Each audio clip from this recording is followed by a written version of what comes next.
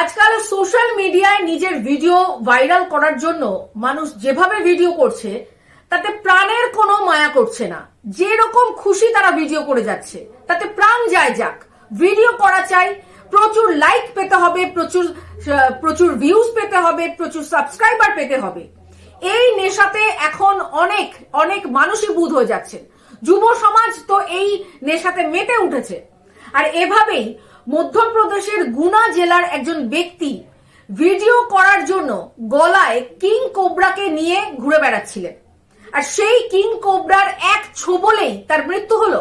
যেটা জানা যাচ্ছে যে এই মধ্যপ্রদেশের এই বাসিন্দার নাম হচ্ছে দীপক মাহাবার।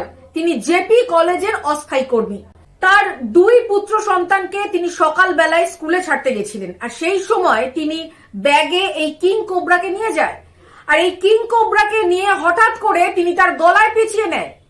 সেখানকার মানুষজন যারা শেষ মুহূর্তে এই ভিডিও করেছিলেন এবং যে ভিডিও এখন সোশ্যাল মিডিয়া ইতিমধ্যেই ভাইরাল, তারা জানাচ্ছে যে কিভাবে এই কিং কোবরাকে গলায় নিয়ে তিনি হাসছিলেন এবং কোনো রকম ভাবে তার কোনো ভয় লাগছিল না।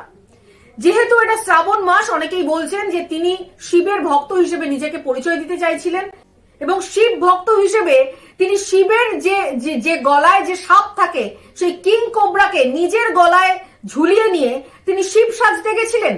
এবং এই কিং কোবরার এক ছোবলে যখন তিনি মাটিতে লুটিয়ে পড়েন, তাকে সকলে হাসপাতালে ভর্তি করেন, কিন্তু অ্যান্টিভেনাম দেওয়ার পরেও তার জ্ঞান ফেরেনি, তার কোনো রকম ভাবে চিকিৎসা করা যায়নি, যেহেতু হাসপাতালে নিয়ে যেতে দেরি হয়ে গিয়েছিল।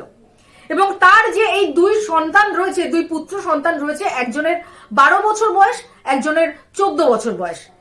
কয়েক বছর আগে এই ব্যক্তির স্ত্রীর মৃত্যু হয় এবং এখন তার পুত্র সন্তানরা একেবারেই অনাথ হয়ে পড়ে।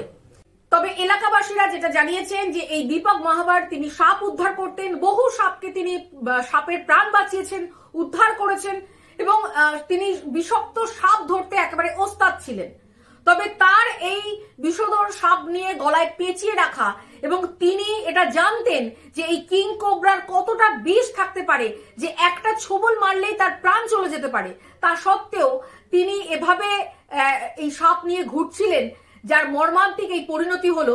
এবং এই যে ভিডিও করার নেশা, এই যে ফটো তোলার নেশা মানুষকে কিভাবে মৃত্যুর মুখে ঠেলে দিচ্ছে তা কিন্তু মানুষ বুঝেও বুঝছে না।